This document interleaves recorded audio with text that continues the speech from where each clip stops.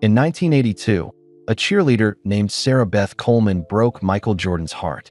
When the skinny sophomore asked her to homecoming, she said no and let her friend call him nobody in front of the whole school. That nobody became the greatest basketball player ever. But what happened to the girl who rejected him? The truth will shock you. Sarah Beth's real reason for saying no wasn't what anyone thinks. And the secret she's hidden for 40 years changes everything. What if she actually wanted to say yes? And what if her biggest mistake became Michael Jordan's greatest teacher?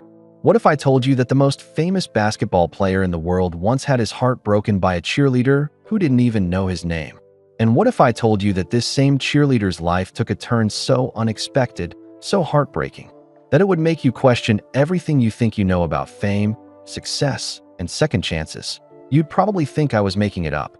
After all, everyone knows Michael Jordan's story. The man who flew through the air, who won 6 championships, who became the greatest basketball player who ever lived. We know about his wins, his losses, his comebacks. We think we know everything about his airness, but we don't. I'm Marcus Thompson, and I've been covering basketball for 30 years. I've interviewed superstars and bench warmers, coaches and fans. I thought I'd heard every story the game had to offer. That was before I met Sarah Beth Coleman. Right now, I'm sitting in Rosie's Diner in Wilmington, North Carolina. It's the kind of place where the coffee is strong, the pie is homemade, and the waitresses call you honey, even if they've never seen you before. The smell of bacon and fresh biscuits fills the air. Outside, Spanish moss hangs from old oak trees. Like nature's curtains, across from me sits a woman who looks like she could be anyone's aunt or neighbor. Sarah Beth has gentle brown eyes and silver hair pulled back in a simple ponytail. Her hands show the wear of hard work. Small scars, calluses, nails kept short and practical. She wears a blue dress that's neat but not fancy, and a small gold cross hangs from a thin chain around her neck. You wouldn't look twice at her on the street. You'd never guess that this quiet woman holds one of the most important secrets in sports history. People think they know everything about Michael Jordan, Sarah Beth says, her voice soft with a hint of Southern accent. She stirs sugar into her coffee with slow, careful movements. But there's one story that never made it to the books. One story that changed 2 lives forever. I lean forward, my small recorder sitting between us like a bridge. After 3 decades of interviews, I can usually tell when someone has a real story to tell. The way they hold themselves, the look in their eyes, the careful way they choose their words. Sarah Beth has all the signs. I've been looking for you for 6 months, I tell her honestly. Your name came up in conversations with people who went to Laney High School. They said you knew Michael Jordan before he was famous. But when I tried to find you, it was like you disappeared. Sarah Beth smiles, but there's sadness in it. I didn't disappear. I just learned to be invisible. Sometimes that's the safest way to live. The waitress, a woman named Betty with bright red lipstick and a beehive hairdo, refills our coffee cups. You two doing okay over here? Need anything else? We're fine, thank you, Sarah Beth says politely. Betty moves on to the next table, but I notice how Sarah Beth watches her go, how she seems to study people, like she's always trying to understand their stories. Why now? I ask. Why are you willing to talk after all these years? Sarah Beth takes a sip of her coffee and looks out the window. A school bus rumbles past, filled with children heading home. Some things never change in small southern towns. Because I'm tired of carrying this alone, she says finally. And because there are people out there who need to hear this story. People who think their mistakes define them forever. People who believe it's too late to start over. She turns back to me, and I see something I didn't expect. Strength. This woman has been through things that would break most people, but she's still here. Still fighting. Still hoping. Before I tell you what happened between Michael and me, she continues, you need to understand something. The real story isn't about rejection. It's about what happens when you choose wrong, and how one decision can haunt you for the rest of your life. I feel my pulse quicken. This is why I became a journalist, for moments like this, when someone trusts you with their truth. But it's also about redemption, Sarah Beth adds, her voice growing stronger. It's about learning that your worst day doesn't have to be your last day. That sometimes the people who hurt us teach us the most important lessons of all. The diner seems to fade around us. The clatter of dishes, the hum of conversation, even the traffic outside, all of it becomes background noise. There's just Sarah Beth, her story, and the weight of secrets finally ready to be shared. Are you ready to hear it? She asks. I nod, my finger hovering over the record button. Then let me take you back to 1980, Sarah Beth says, closing her eyes, as if she's traveling through time. Back to Laney High School, where a skinny basketball player named Michael Jordan was about to learn his first lesson about heartbreak. She opens her eyes and looks directly at me, and where I was about to make the biggest mistake of my life. Sarah Beth's voice grows distant as she travels back in time. I can almost see the memories playing behind her eyes like an old movie. It was fall of 1980, she begins. The leaves were just starting to turn, and Laney High School felt like the center of the universe. You know how it is when you're 17. Everything feels so important, so permanent. She pauses, gathering her thoughts. I was Sarah Beth Coleman, then captain of the cheerleading squad, honor roll student, dating the quarterback. I had blonde hair that I spent an hour fixing every morning, and I wore my leather jacket like a crown. I thought I had life figured out. The way she says it, I can tell she's both proud of that girl and sorry for her at the same time. Laney High was small enough that everyone knew everyone, but big enough to have its groups. You had the football players and cheerleaders at the top, then the student council kids, the band members, the smart kids who took all the advanced classes, and then you had everyone else. She takes another sip of coffee, and I notice her hands are steady now. Talking about the past seems to calm her. My boyfriend was Tommy Richardson. Tommy was everything a teenage girl thought she wanted. 6 feet tall, sandy brown hair, muscles from years of football practice. He was going to get a scholarship to play college ball, and we were going to get married right after graduation. I had it all planned out. White dress, church wedding, house with a white picket fence. There's something in her voice when she mentions Tommy that makes me think this story doesn't end well for him. I was popular, but I wasn't mean. At least, I didn't think I was.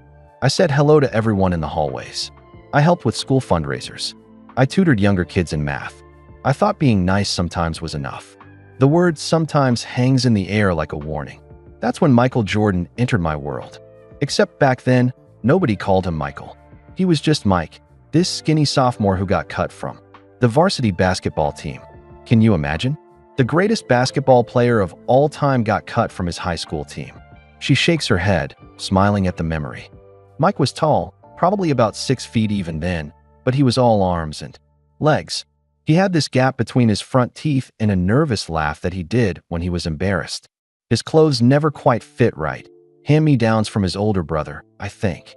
He carried his books in an old canvas bag that was falling apart. I try to picture it, the awkward teenager who would become a global icon.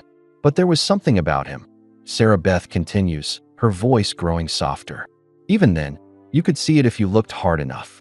He had these eyes that seemed older than the rest of him. And when he played basketball, even on the junior varsity team, he moved differently than other kids. Like he was dancing to music only he could hear. She pauses, lost in the memory. Mike had noticed me.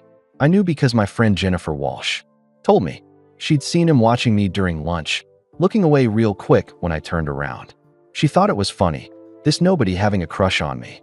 The way she says nobody makes me wince.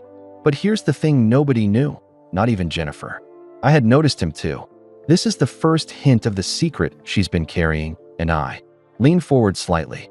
There was something about Mike that drew my attention.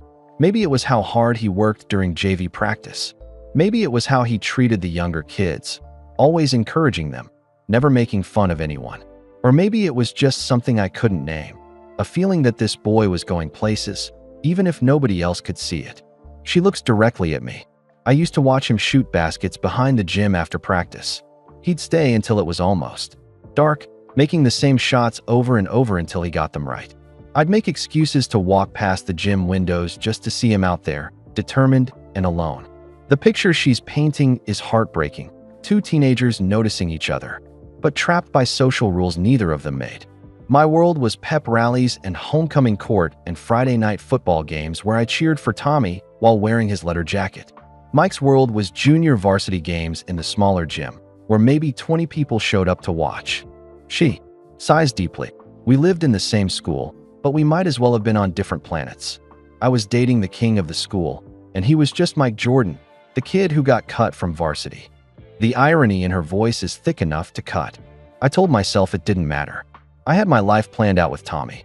I was going to be homecoming queen, then prom queen, then the perfect wife to the perfect husband. Mike Jordan was just a silly crush, something I'd outgrow. She looks out the window again, watching life go by on the quiet street. But crushes have a way of growing stronger when you try to ignore them. And Mike? Well, Mike was working up the courage to do something about his feelings. Something that would change both our lives forever. She turns back to me, and I can see the weight of what's coming next in her eyes. It was a Tuesday in October when everything changed.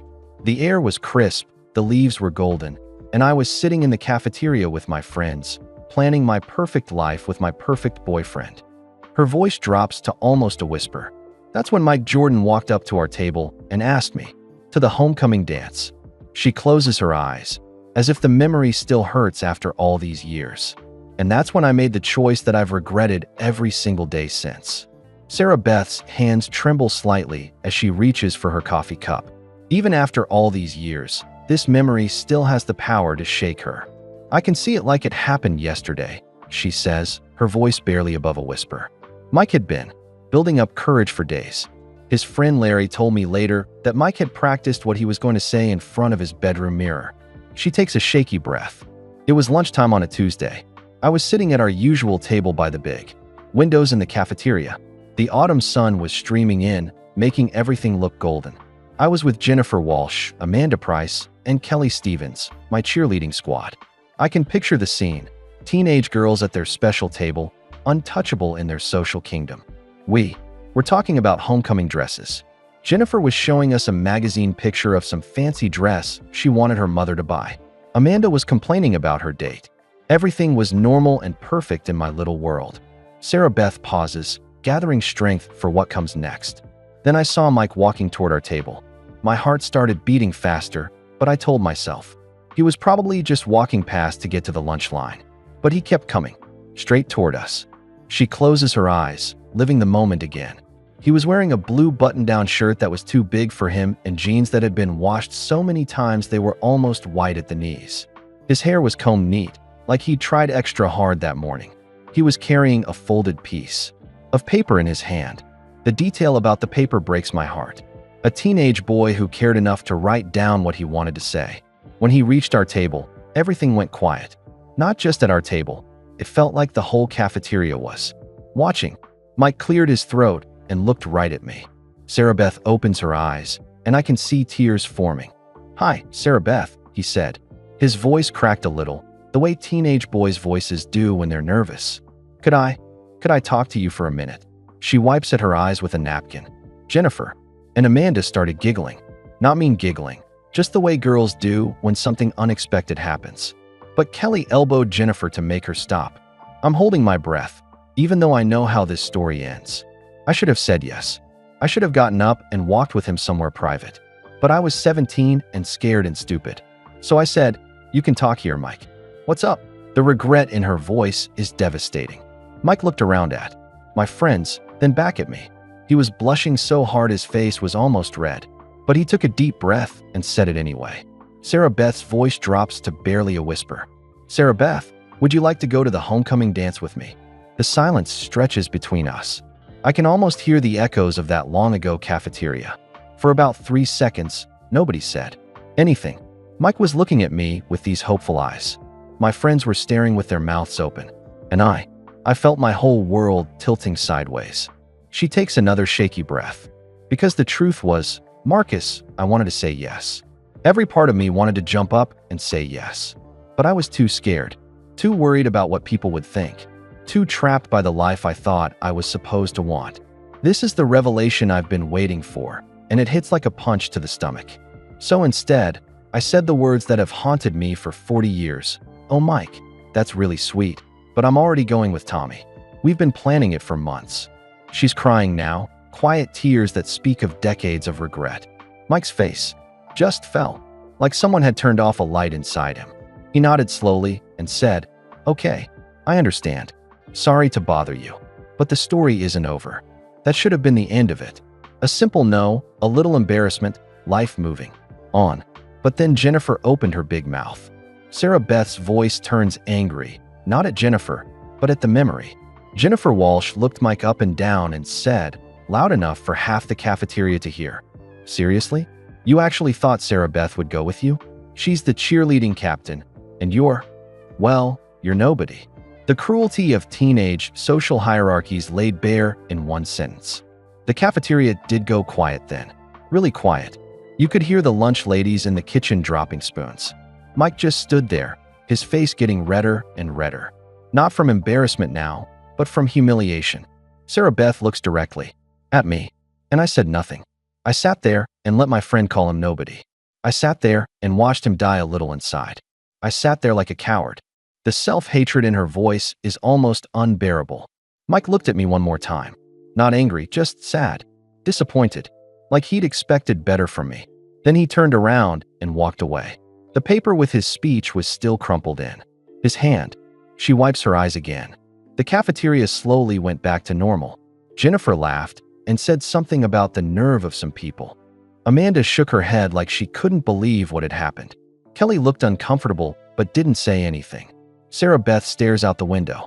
I sat there for the rest of lunch feeling sick to my stomach. I kept telling myself I'd done the right thing. I was Tommy's girlfriend. I was going to homecoming with Tommy. That was the plan. She turns back to me.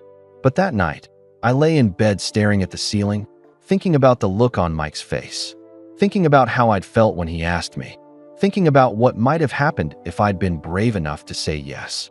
Her voice grows stronger. That was the night I learned that the choices we make in moments of fear can follow us forever. That was the night I realized I wasn't the person I thought I was. She looks directly at me. But Marcus, that wasn't even the worst part. The worst part came the next day when I almost found the courage to make it right. Sarah Beth stares at her hands for a long moment. When she speaks again, her voice is filled with a different kind of pain, the pain of a missed chance. I didn't sleep that Tuesday night. I kept thinking about Mike's face, about what Jennifer had said, about my own silence. By morning, I'd made a decision. I was going to find Mike and apologize. She looks up at me, and I can see the ghost of that 17-year-old girl in her eyes. I got to school early on Wednesday. I knew Mike had study hall first period in the library, so I waited by his locker. When he came walking down the hall, my heart started pounding again. The regret in her voice is thick. He saw me standing there and slowed down. For a second, I thought he might turn around and walk the other way, but he kept coming. When he reached his locker, he just stood there, not looking at me. I can picture the awkward silence between them. I said, "Mike, I need to talk to you." He finally looked at me, and his eyes were different, colder, more careful, like he'd put up walls overnight. Sarah Beth takes a sip of coffee, buying herself time. He said, "What about?" Not mean, just tired, like he didn't have the energy for more embarrassment. She closes her eyes, living the moment again. I took a deep breath and said, "I'm sorry about yesterday, about what Jennifer said. That was wrong." The conversation she's describing feels like a lifeline that was almost thrown. Mike opened his locker and started getting his books. He said, "It's okay, Sarah Beth. She was just telling the truth. I'm nobody, and you're somebody. I get it." The acceptance in his voice must have been devastating. That's when I should have told him the real truth. That I'd wanted to say yes. That I thought about him more than I should. That Jennifer was wrong. He wasn't nobody to me. Sarah Beth's voice breaks slightly. Instead, I said, "You're not nobody, Mike. You're a good person." It was true, but it wasn't enough. It wasn't what needed to be said. She opens her eyes, and they're bright with unshed tears. Mike looked at me for a long moment. Then he said, something I'll never forget. "Thanks, Sarah Beth. That means more than you know." The kindness in his response makes the story even more tragic. He closed his locker and started to walk away. That was my moment, Marcus. That was when I should have grabbed his arm and said, "Wait, I changed my mind. I want to go to homecoming with you." The silence stretches between us. But I didn't.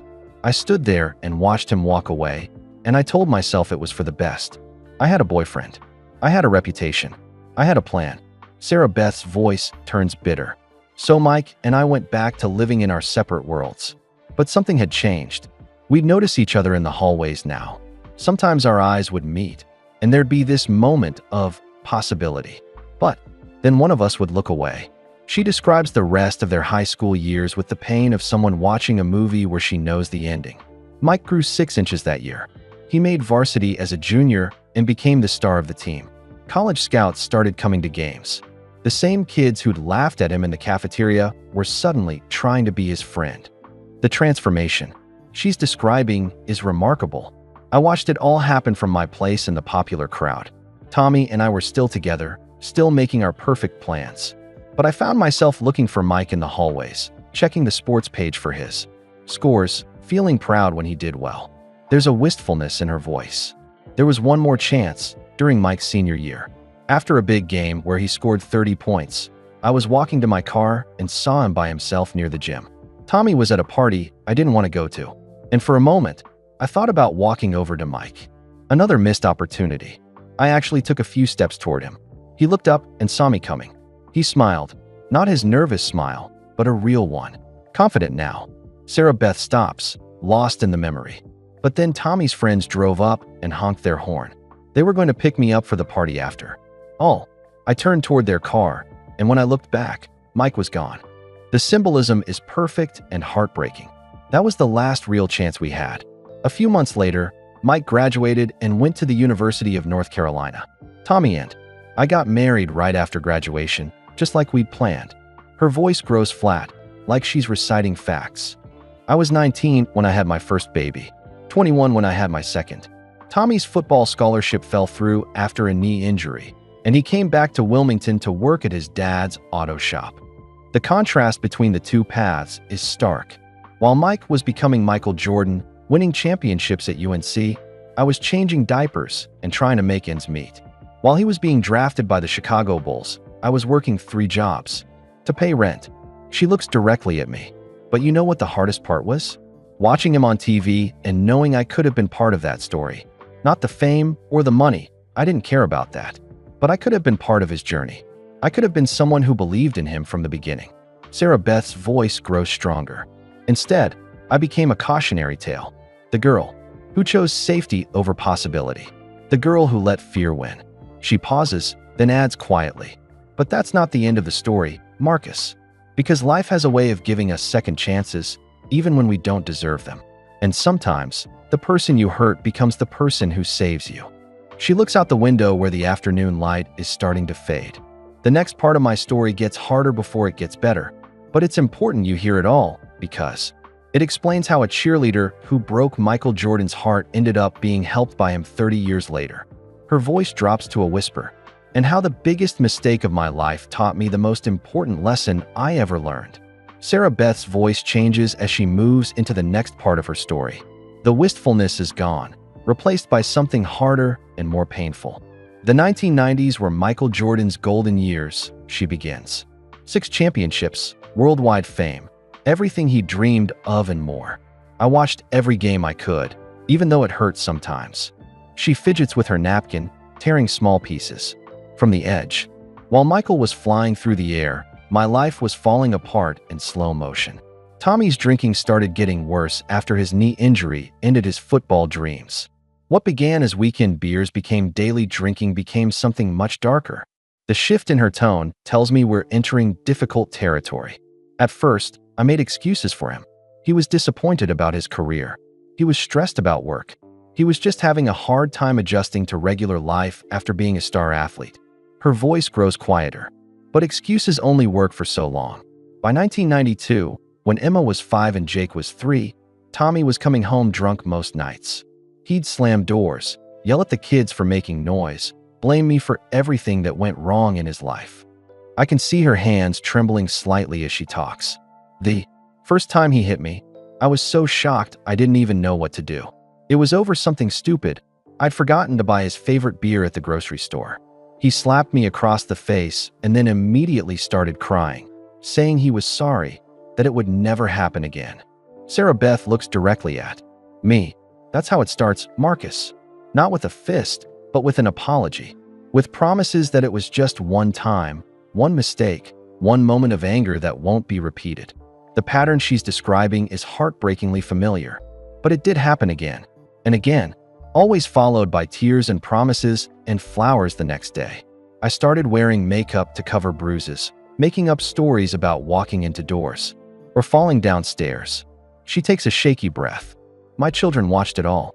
Emma, who was so bright and brave, started trying to protect me. She'd get between Tommy and me when he was angry. Jake, my gentle little boy, became quiet and scared, jumping at loud noises. The impact on her children clearly breaks her heart. The most. I was working 3 jobs by then, cleaning houses in the morning, waitressing at lunch, stocking shelves at the grocery store at night. Tommy's drinking made him unreliable at work, so more and more of the financial burden fell on me. I can't imagine the exhaustion she must have felt. My hands, which used to be soft from cheerleading and manicures, became rough and calloused. I had scars from cleaning chemicals and cuts from broken glass. I barely recognized myself in the mirror. She holds up her hands, still marked by years of hard work.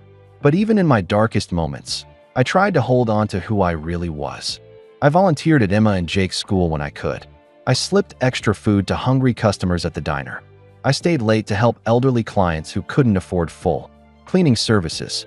This glimpse of her essential goodness is like a light in the darkness. There were nights when I'd sit in my kitchen after everyone was asleep, reading newspaper clippings about Michael Jordan that I'd been secretly saving. Not because I was obsessed with him, but because he was proof that dreams could come true. The connection she maintained to hope is touching. I remember one night in 1996, after Tommy had been particularly cruel, I was sitting there with a black eye, reading about Michael's 4th championship.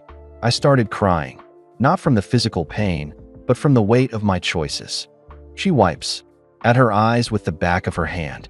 I thought about that girl I used to be, the one who had everything ahead of her.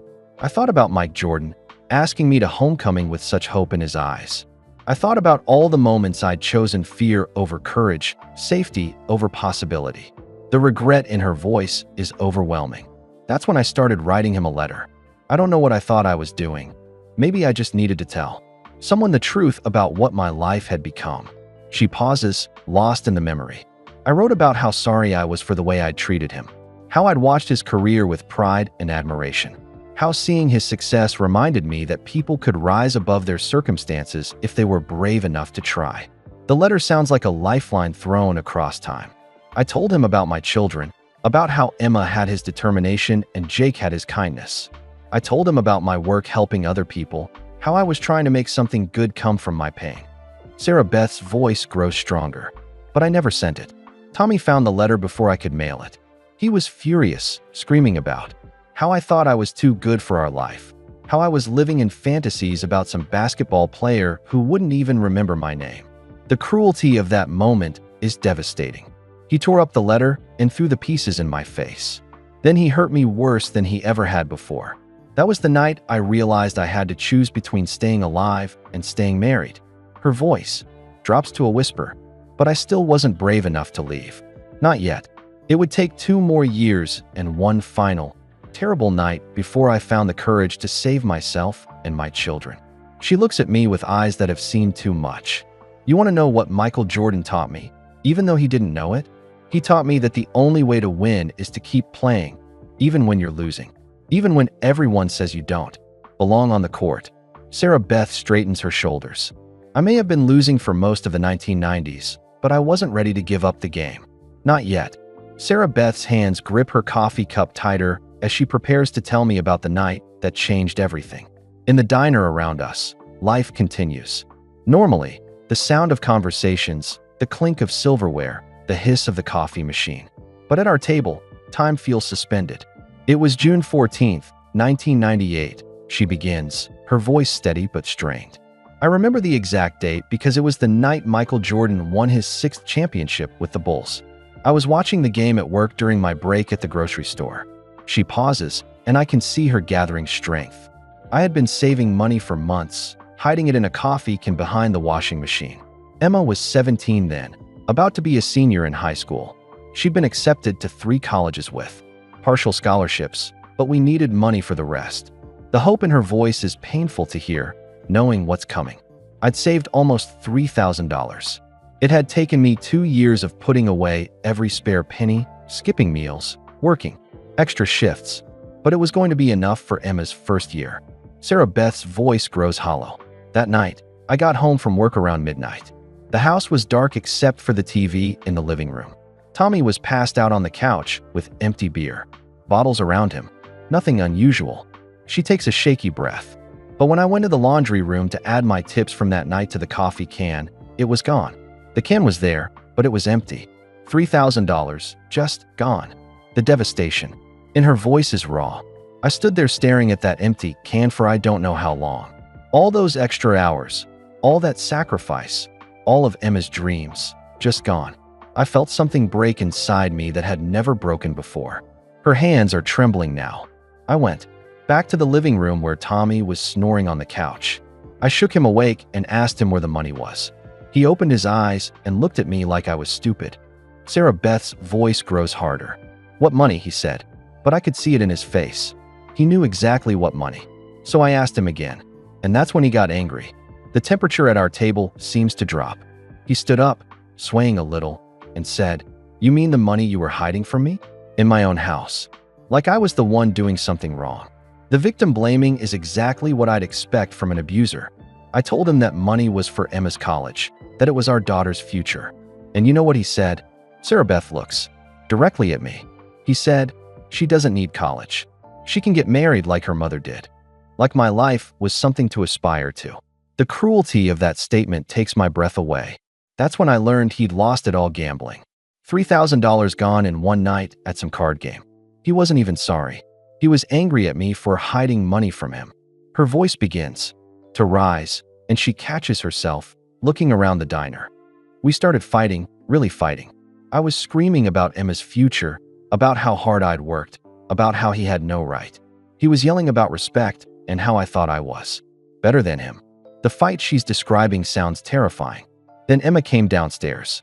She'd heard us shouting and came to see what was wrong. When she saw me crying and Tommy drunk and angry, she immediately stepped between us. The image of a teenage girl protecting her mother is heartbreaking.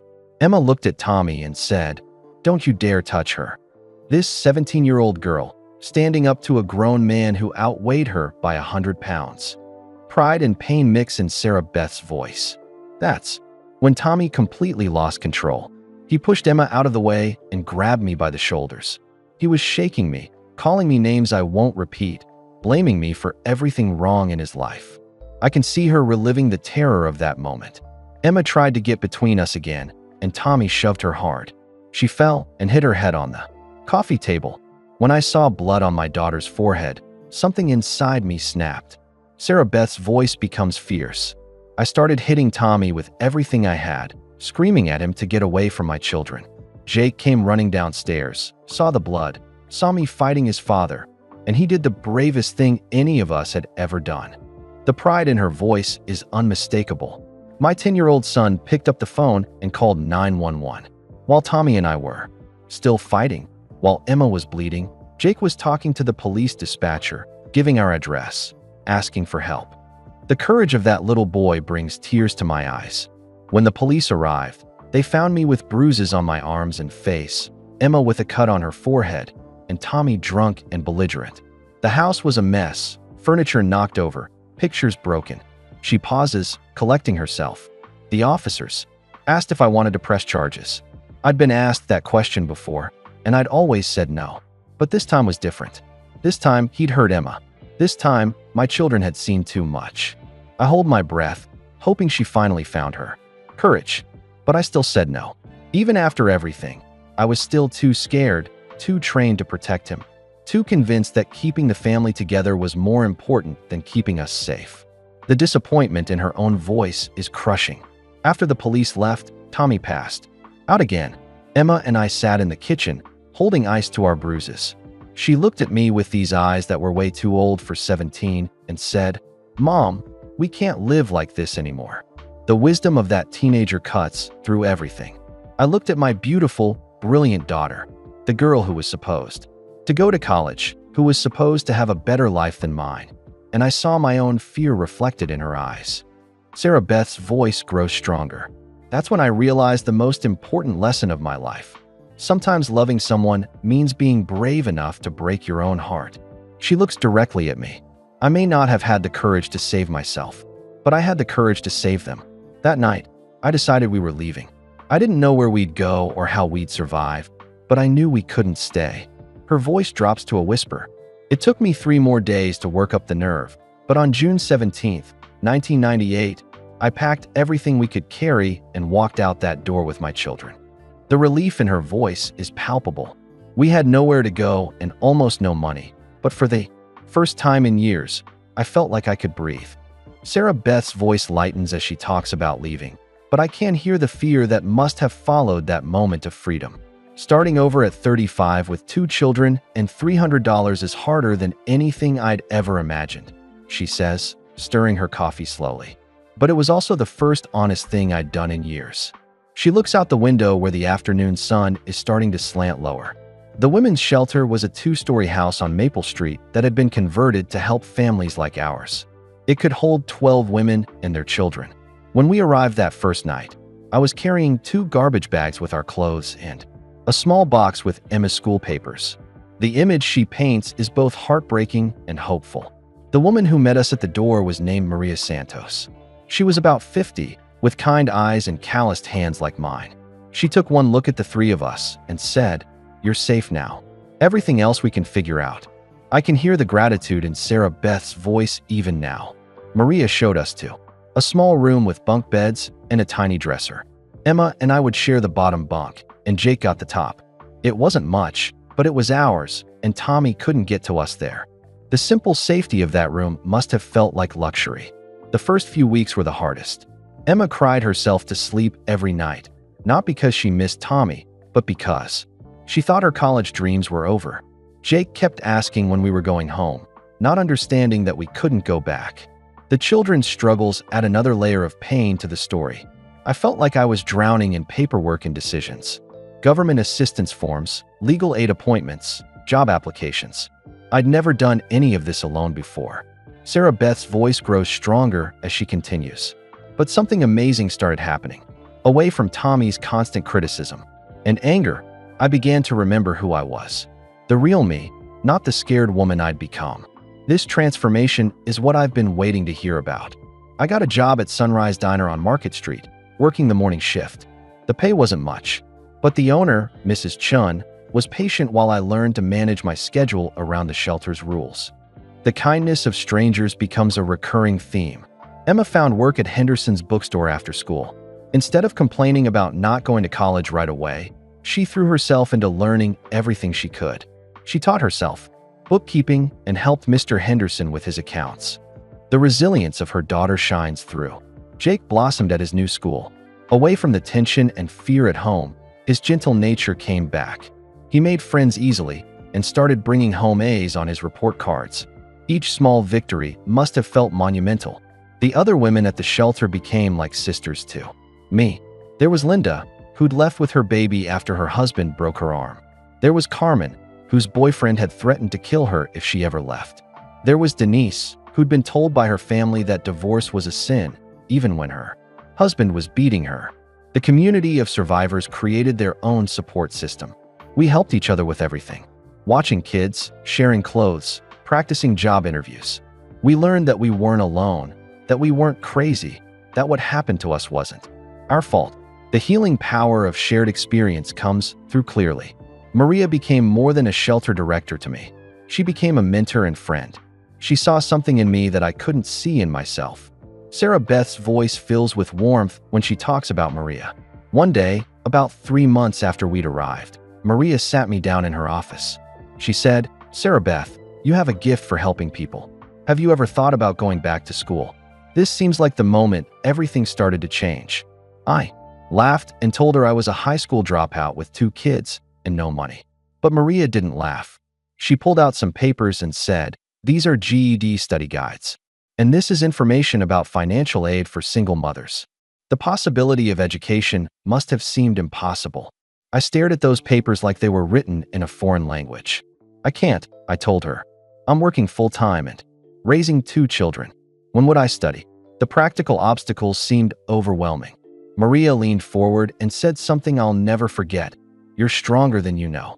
You've survived things that would break most people. Now you need to learn to thrive." Those words clearly became a turning point. That night, I was sitting in the shelter's common room while other women watched TV.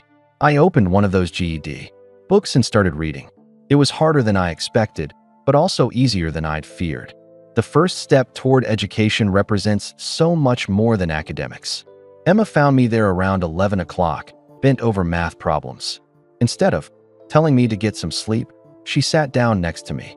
The support of her daughter adds emotional weight to the moment. "Mom," she said, "I've been thinking. I want to wait another year before college. I want to work and help you get through school first." The sacrifice Emma was willing to make shows the strength of their bond. I started to protest, but Emma interrupted me. "You've sacrificed everything for us. Let me do this for you. We're a team now." The role reversal is both touching and empowering. Jake, who'd been pretending to sleep in his bunk, spoke up from across the room. "I can help too, Mom. I'm good at math now." Even her youngest son wanted to contribute to their shared goal. Sitting there in that common room, with my children supporting my dreams instead of me supporting theirs, I felt something I hadn't felt in 20 years. The emotion in her voice builds to this revelation. I felt proud of myself. Not proud of what I'd accomplished, but proud of who I was becoming. Proud of the example I was setting for my children. Proud of choosing courage over comfort. This moment of self-recognition is powerful. 6 months later, I took my GED exam. My hands were shaking as I filled in those bubbles, but my mind was clear. When I got the results 2 weeks later and saw that I'd passed, I cried harder than I'd cried since leaving Tommy. The achievement represents so much more than a test score. Emma and Jake were waiting for me in the lobby when I came out of the testing center. I held up that certificate and said, "We did it. We actually did it." The celebration they shared must have been incredible. That night, Maria took us out for dinner at a real restaurant. As we sat there eating and laughing, I realized something important. Sarah Beth looks directly at me. I wasn't just surviving anymore. I was learning to live again. And for the first time since I was 17 years old, I was excited about what came next. Sarah Beth's eyes brighten as she moves into the next part of her story. The woman sitting across from me now seems different from the one who started, telling this tale, stronger, more confident, like she's remembering her own power. 5 years passed like a blur, she says, and I can hear the pride in her voice. By 2003, I was 40 years old and had my GED, 2 years of community college under my belt, and a job I actually loved. The transformation she's describing is remarkable. I was working as a caseworker at the Community Resource Center, helping other women who were trying to escape situations like mine. Emma was in college on a full scholarship, studying to be a lawyer. Jake was 15 and thriving in high school. The success of her children clearly means everything to her. Life wasn't easy, but it was good, really good. I had my own small apartment, a reliable car, and for the first time in my adult life, I was making decisions based on what I wanted, not what I was afraid of. This independence she's describing sounds hard-won and precious. The work at the resource center was perfect for me. I could look at a woman sitting across from my desk, scared, broken, convinced she had no options, and I could see myself 5 years earlier. Her ability to connect with other survivors makes perfect sense. I remember one particular case that spring. A young woman named Ashley came to see me. She was 22, had a baby, and was trapped with a boyfriend who controlled every aspect of her life. Sarah Beth's voice grows gentle as she describes this client. Ashley sat in my office crying, saying the same things I used to say. "I can't leave him. Where would I go? What would I do? Who would hire someone like me?" The echoes of her own past fears are clear. I leaned forward and told her something Maria had once told me. "You're stronger than you think you are." I know because I was sitting where you are now, and I learned something important. Courage isn't the absence of fear. It's doing what's right even when you're terrified. The wisdom she's gained from her experience shines through. By that summer, Ashley had left her abuser, gotten her own apartment, and was taking night classes to become a nurse. Seeing her transformation reminded me why I loved this work so much. Each success story must have felt like a personal victory. But the biggest change in my life came from an unexpected phone call in September 2003. I was at home, helping Jake with his algebra homework when the phone rang. Sarah Beth pauses, and I can see she's building towards something important. The woman on the other end said, "Ms. Richardson, this is Dr. Patricia Williams from the University of North Carolina.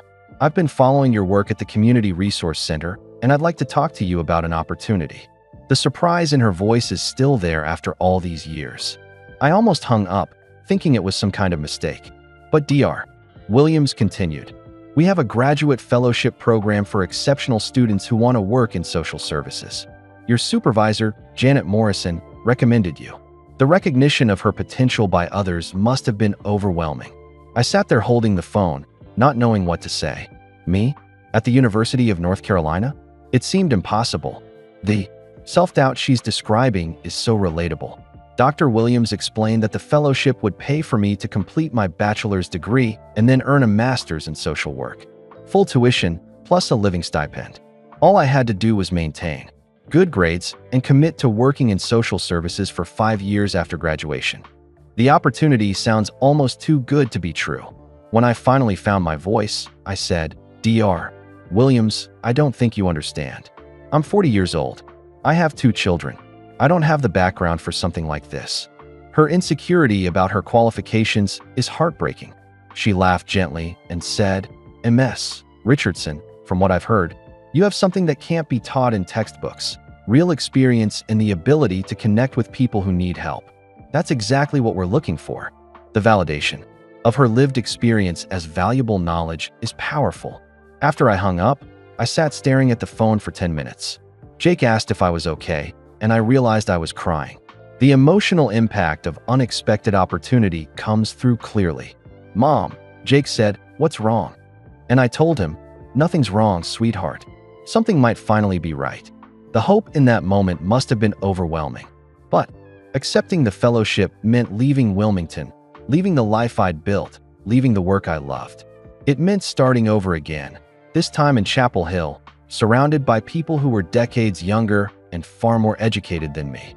The fear of change, even positive change, is understandable. I called Emma that night to tell her about the opportunity. She was quiet for a long moment, then said, "Mom, do you remember what you always tell your clients about taking chances on themselves?" Her daughter's wisdom mirrors her own advice to others. I knew she was right, but I was still scared. What if I wasn't smart enough? What if I failed?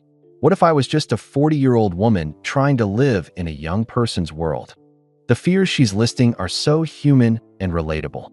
Jake settled it for me the next morning at breakfast.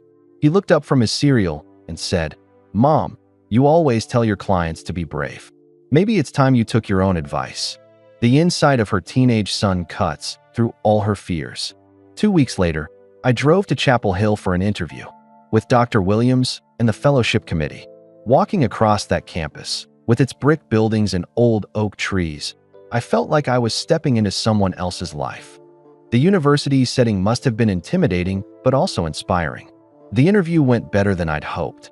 They asked about my work with domestic violence survivors, about my own experiences, about my goals for the future. For the first time in my life, I felt like my story was an asset instead of something to hide. The shift from shame to strength is profound. Dr. Williams walked me to my car after the interview. "Sarah Beth," she said, "I hope you'll say yes. We need people like you, people who've lived through challenges and come out stronger. You have something to teach us." The respect she's being shown must have been transformative. As I drove back to Wilmington, I thought about 17-year-old Sarah Beth, sitting in that cafeteria, too scared to be honest about her feelings. I thought about how different my life might have been if I'd had more courage then. The connection to her teenage self brings the story full circle. But I also realized that maybe everything had happened exactly as it was supposed to. Maybe I needed to go through all that pain and struggle to become someone who could help others. Maybe my mistakes had prepared me for this moment. The acceptance of her journey as necessary preparation is wise and healing. 3 days later, I called Dr. Williams and accepted the fellowship. Jake hooped so loud the neighbors probably heard him. Emma cried happy tears over the phone. The family celebration of this achievement is touching. That night, I stood in front of the bathroom mirror, looking at my 40-year-old face with its lines and scars, and I said something I hadn't said since I was 17. The moment she's building toward feels significant. I said, "I'm proud of you, Sarah Beth. You did something brave." The self-affirmation after decades of self-doubt is powerful. And for the first time in 23 years, I meant it. "Sarah, Beth takes a deep breath, and I can tell we're approaching the heart of her story. The reunion she's been building toward for 8 chapters is finally here. I'd been at UNC for 6 months when I learned that Michael Jordan was coming to campus, she says, her voice growing softer. It was March 2004, and the university was hosting a special ceremony to honor his charitable foundation's work with at-risk youth. The timing feels significant, almost destined. The social work department had been invited because of the partnership between his foundation and our domestic violence programs. Dr. Williams encouraged all the graduate fellows to attend. Sarah Beth fidgets with her napkin, clearly nervous. Even in the retelling, I spent 3 days debating whether to go. Part of me desperately wanted to see him, to witness firsthand what that awkward teenager had become. But another part of me was terrified. The internal conflict she's describing is completely understandable. I was afraid of the memories it would bring back, afraid of how I'd feel seeing him, afraid that it would remind me of all the ways my life had gone wrong while his had gone so right. Her fears seem reasonable given their shared history. Emma called me the night before the ceremony. She was in her senior year of college then, studying for law school entrance exams. When I told her about my doubts, she said something that changed my mind. I leaned forward, curious about her daughter's wisdom. "Mom," Emma said, "you've spent your whole life helping other people face their fears and move forward. Maybe it's time you followed your own advice. You need to see this chapter of your story through to the end." The advice mirrors what Sarah Beth had been telling her clients for years. So I went. I chose a seat in the back row of the auditorium, where I could observe without being seen. I wore my best dress, a simple navy blue one I'd bought for job interviews, and I arrived early. The care she took in preparing shows how important this moment was. When Michael walked onto that stage, I was struck by how much he'd changed, and how much he'd stayed the same. He was confident now, comfortable in his own skin, but there was still something familiar in his eyes. The recognition of the boy she once knew within the man he'd become is touching. He spoke for about 30 minutes about his foundation, about the importance of giving back to communities that had supported him. He talked about second chances and the power of believing in people who others had written off. The themes of his speech must have resonated deeply with her own journey, but it was something specific he said that made my heart stop. He looked out at the audience and said, "I learned early in life that people can surprise you. Sometimes, the person you think has nothing to offer is actually the one who can teach you the most." The connection to their shared past seems almost intentional. He continued, "And sometimes the people who hurt us end up being the ones who teach us our most important lessons about forgiveness and growth." Those words must have felt like they were meant for her. After the ceremony, there was a reception in the campus center. I started to leave, telling myself I'd seen enough, that I should be satisfied with observing from a distance. The impulse to retreat is natural after carrying guilt for so long. But as I walked toward the exit, I thought about all the times I'd encouraged my clients to face their past, to make amends when possible, to find closure where they could.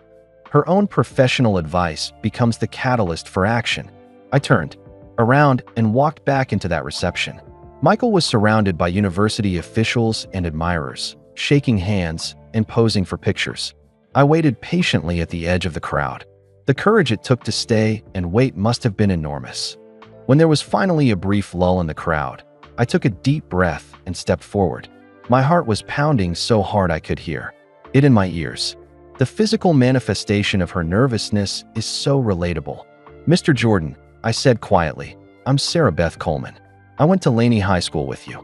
The simplicity of her introduction belies the weight of the moment. He turned toward me, and for a second, I saw confusion in his eyes. Then, slowly, recognition dawned. His public smile faded into something more genuine, more personal. The moment of recognition must have been electric. "Sarah Beth Coleman," he said, and his voice was gentler than I'd expected. "I remember you." Those 4 words carried the weight of decades. We stepped away from the crowd, finding a quiet corner near some tall windows overlooking the campus. Quad. For a moment, we just looked at each other, 2 middle-aged people who had once been awkward teenagers. The setting for their conversation feels appropriately private and meaningful. "I owe you an apology," I said, the words tumbling out, "before I lost my courage. For how I treated you in high school.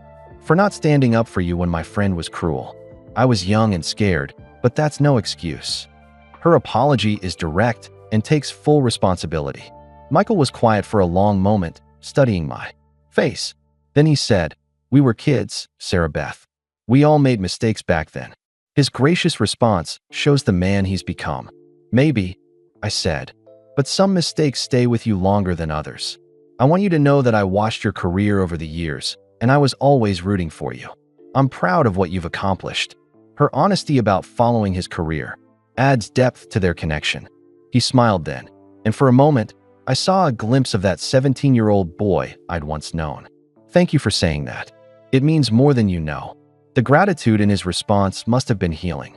We talked for maybe 10 more minutes about our families, our work, our lives since high school. I told him about my children and my work with domestic violence survivors. He told me about his foundation and his commitment to helping young people. The conversation they're having sounds natural and comfortable. As our conversation wound down, Michael said something that took my breath away. "You know, Sarah Beth, what you're doing sounds just as important as anything I've accomplished. Maybe more important." The validation from someone she'd once hurt must have been overwhelming. I started to protest, but he continued, "Helping people rebuild their lives, giving them hope when they have none. That takes a special kind of courage. The kind of courage I'm not sure I would have." His respect for her work shows how he values different types of heroism. Before we parted, he handed me his business card and said, "If your program ever needs support, please don't hesitate to call. I'd be honored to help."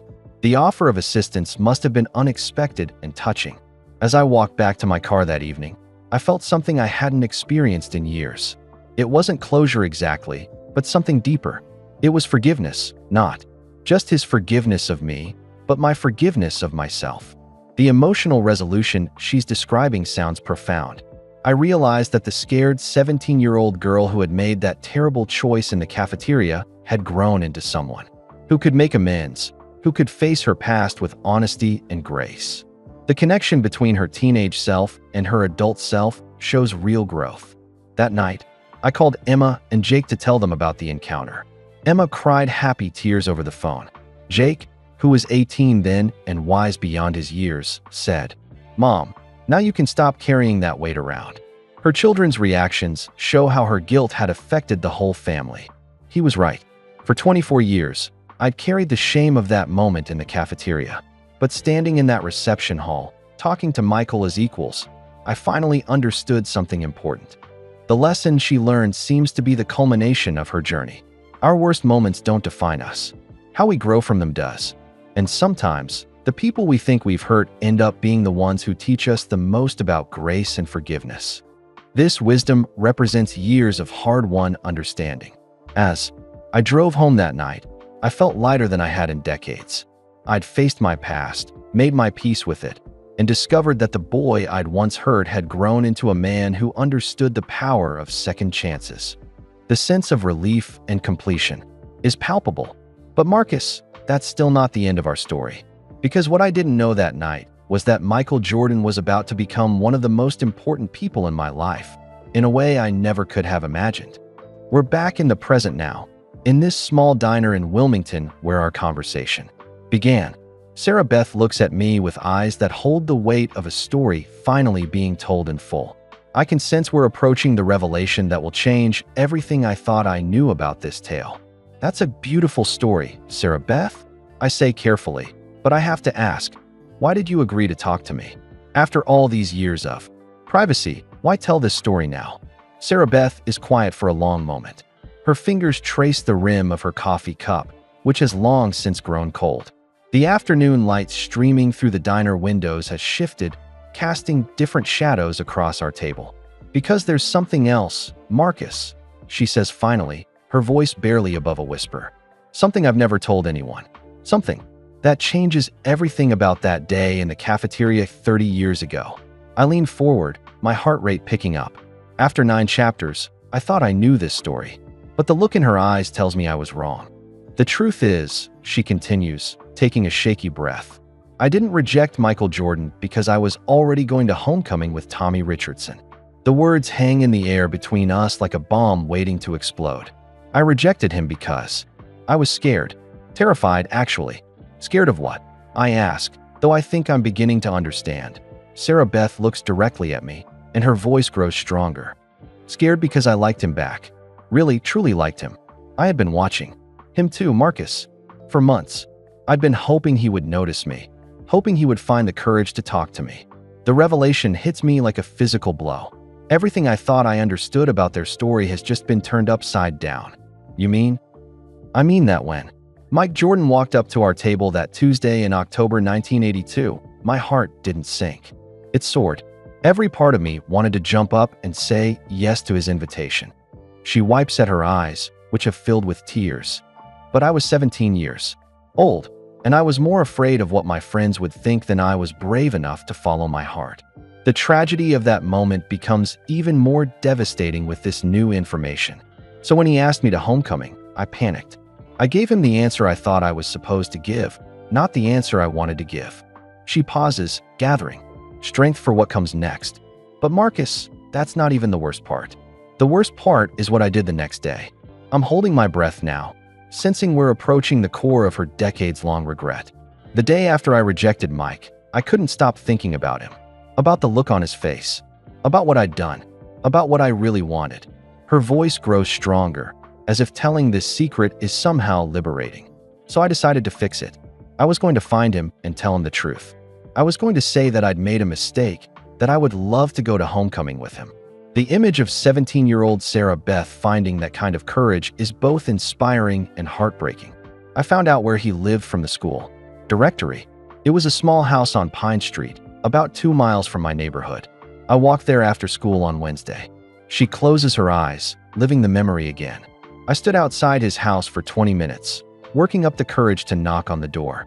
I could see lights on inside. I could hear a TV playing. I knew he was home. The suspense of that moment is almost unbearable. I walked up to the front door 3 different times. Each time, I'd raise my hand to knock, and each time, I'd lose my nerve and walk back to the street.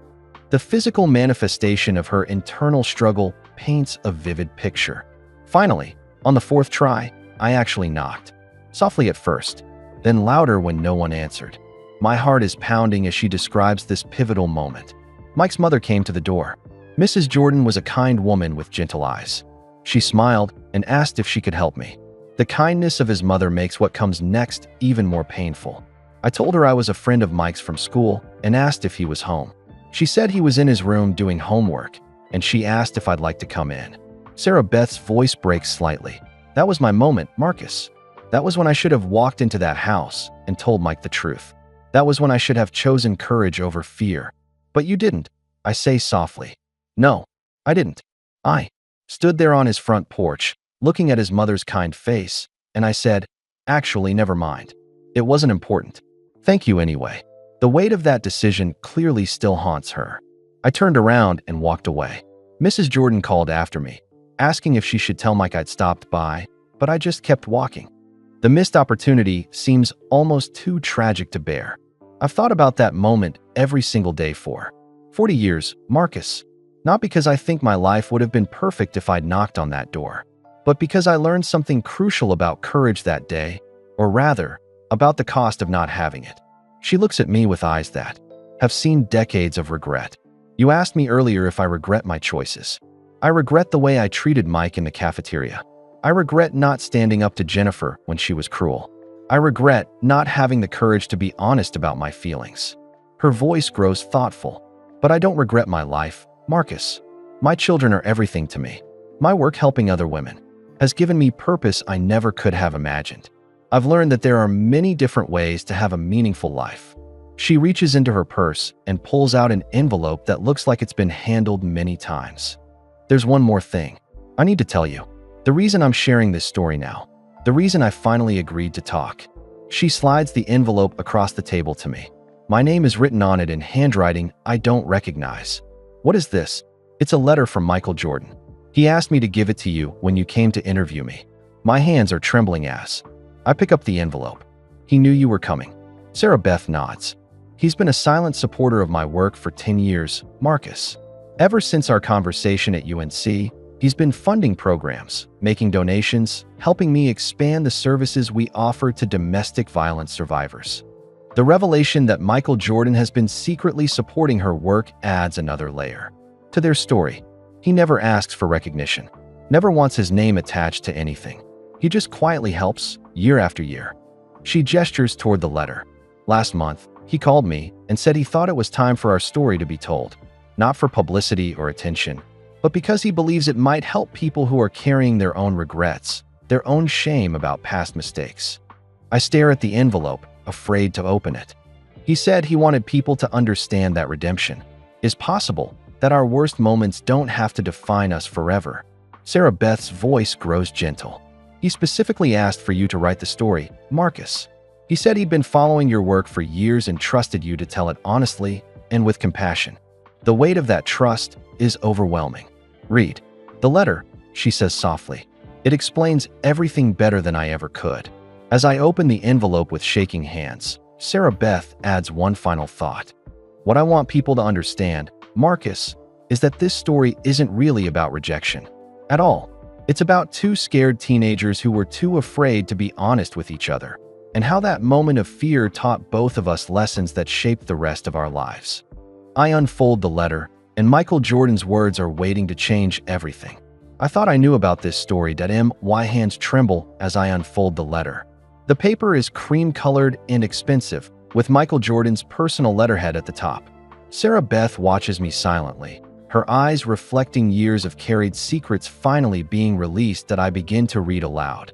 To whoever tells Sarah Beth's story, I want you to know that the woman sitting across from you is one of the most important people in my life. Though we've spent less than an hour together in the past 30 years, everyone knows the story of my basketball career, the championships, the records, the fame.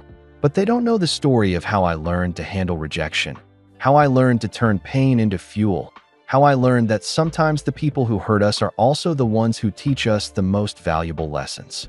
I pause, looking at Sarah Beth. Tears are streaming down her face, but she nods for me to continue.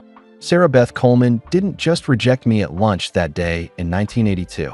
She taught me that I had to earn respect, that I couldn't expect people to see my potential just because I believed in it.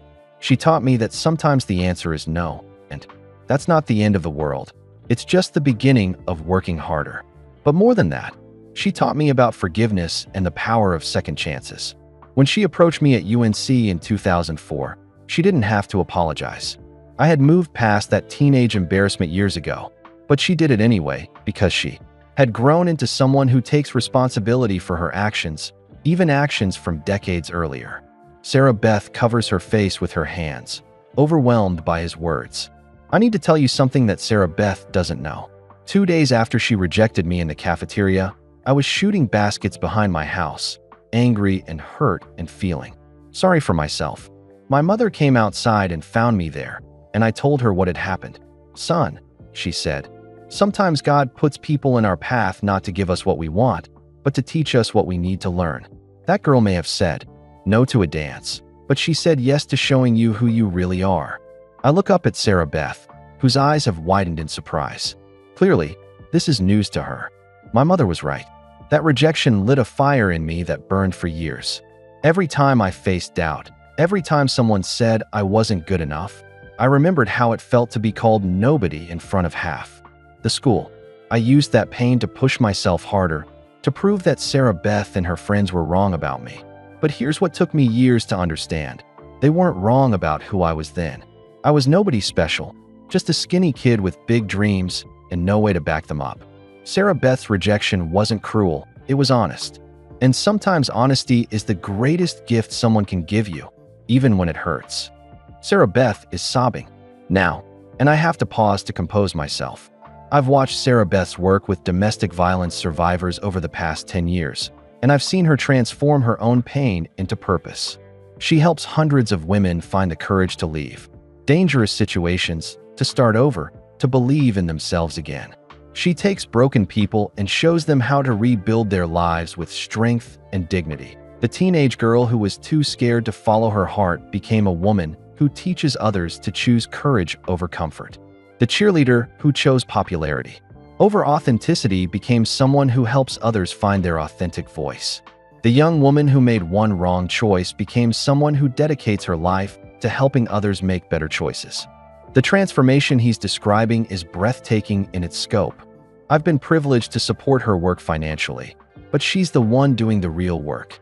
She's the one showing up every day, listening to stories that would break most people's hearts, and somehow finding the strength to keep believing in human goodness. Sarah Beth Coleman is my hero.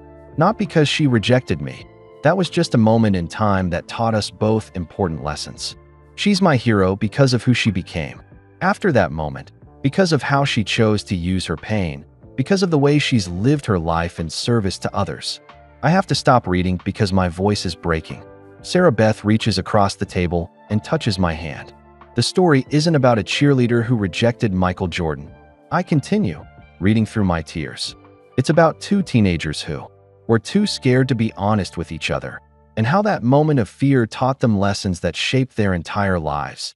It's about a woman who found the courage to leave an abusive marriage and rebuild her life from nothing. It's about someone who turned her darkest experiences into a light for others who are lost in similar darkness. When people read this story, I hope they don't focus on the celebrity angle or the teenage drama. I hope they focus on the woman who found the strength to start over at 35, who went back to school at 40, who chose to dedicate her life to helping others heal. That's the real story. That's the story worth telling. The letter is signed simply, with deep respect and admiration, Michael Jordan. I fold the letter carefully and look at Sarah Beth, who is wiping her eyes with a napkin. "He wrote this for you," I say quietly. "No," she says, her voice thick with emotion. "He wrote it for every woman who thinks it's too late to change her life. For every person who believes their mistakes define them forever. For everyone who needs to know that redemption is possible." She takes a deep breath and looks directly at me. "He wrote it to remind people that our worst moments don't have to be our final moments. That sometimes the path we don't take teaches us exactly where we need to go." As I sit in this small diner, holding a letter from one of the most famous athletes in the world, I realize I'm not just reporting a story about the past. I'm sharing a message of hope for anyone who has ever made a choice they regret. Anyone who has ever wondered if it's too late to start over. "Marcus," Sarah Beth says softly, "are you ready to hear the end of the story? The part about where I am now?" I nod, knowing that the real triumph isn't in the reunion or the letter, but in the life Sarah Beth has built from the ashes of her mistakes. The late afternoon sun slants through the diner windows as Sarah Beth concludes her story. Outside, the quiet streets of Wilmington continue their unhurried pace, but inside our booth, time feels suspended by the weight of what I've just heard. "So where am I now?" Sarah Beth asks, echoing my unspoken question. Her voice carries a strength that wasn't there when we started this conversation hours ago. "I'm 58 years old, and for the first time in my life, I can honestly say I'm exactly where I'm supposed to be." She gestures toward the window, where Spanish moss waves gently in the breeze. "I live in a small house in Chapel Hill, about 10 minutes from the university.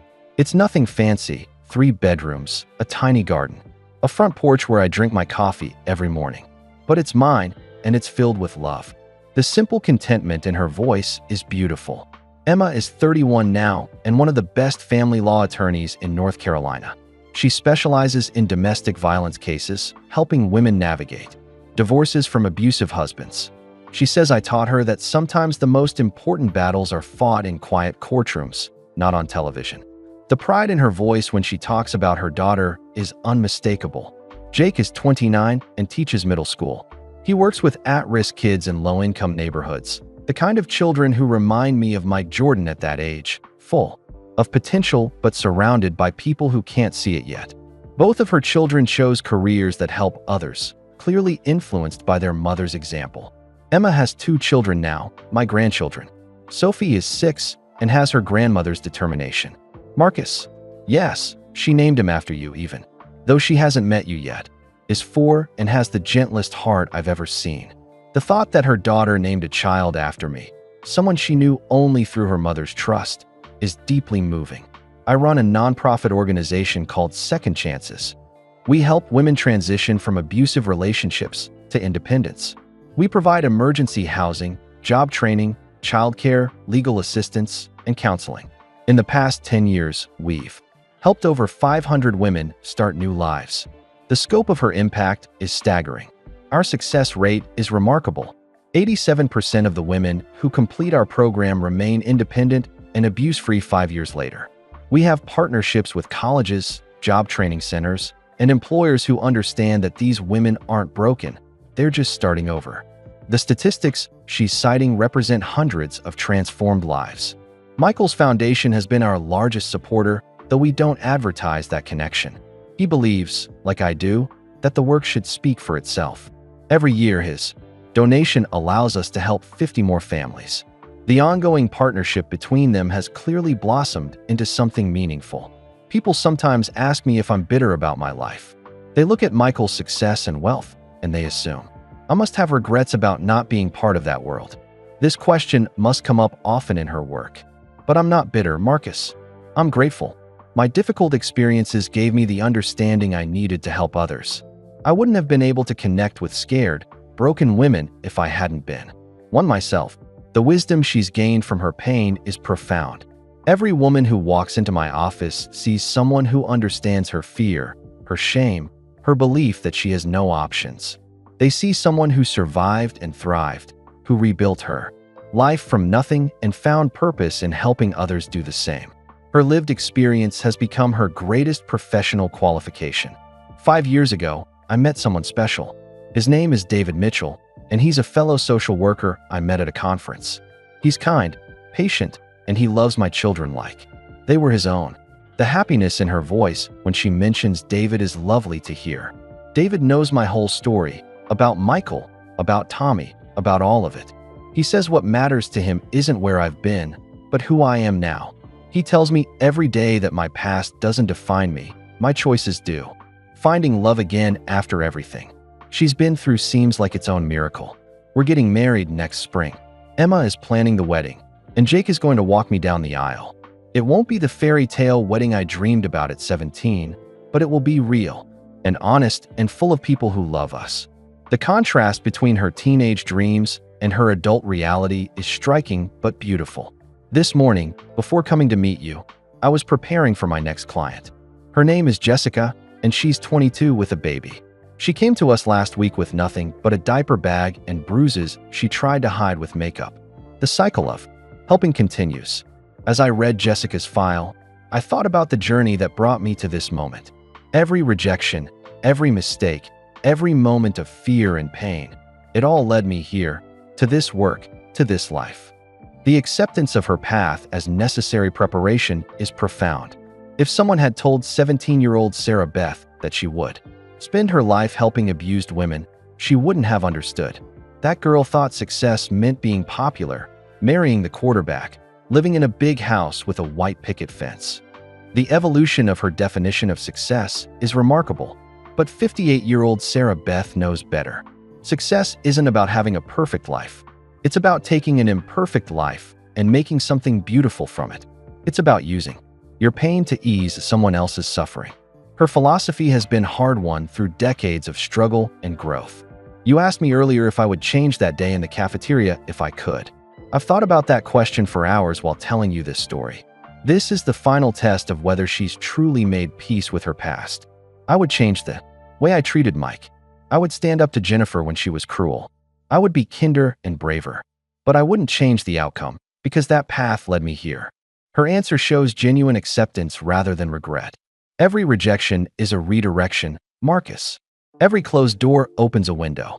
Every ending is also a beginning. The philosophy she's sharing could help anyone facing disappointment or failure. If you could go back and tell that scared 17-year-old girl one thing, what would it be? I ask. Sarah Beth considers this carefully, then smiles. I would tell her that the person she thinks she needs to be isn't nearly as important as the person she's going to become. I would tell her that her biggest mistakes will teach her her most important lessons.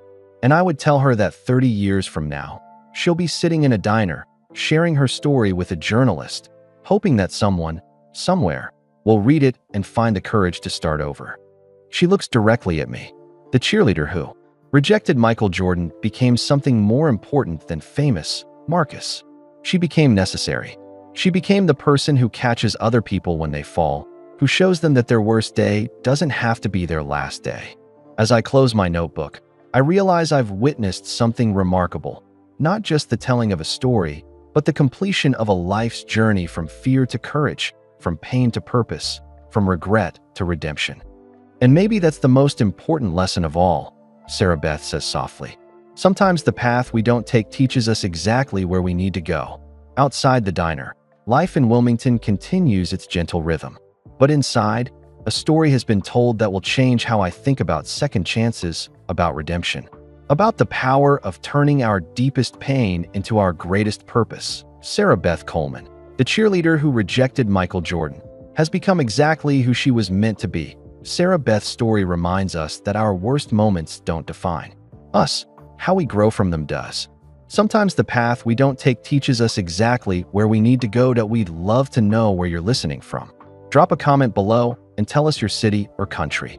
It's amazing to see how stories like Sarah Beth's connect people from all around the world. If this story touched your heart, please hit that like button. Your support helps us share more stories of hope, second chances, and the power of turning pain into purpose. Don't forget to subscribe and ring that notification bell so you never miss these inspiring stories. Together, we can spread kindness, one story at a time. And speaking of inspiring stories, click on the video appearing on your screen right now for another incredible tale that will remind you why every ending is really just a new beginning. Thank you for listening, and remember, it's never too late to start over.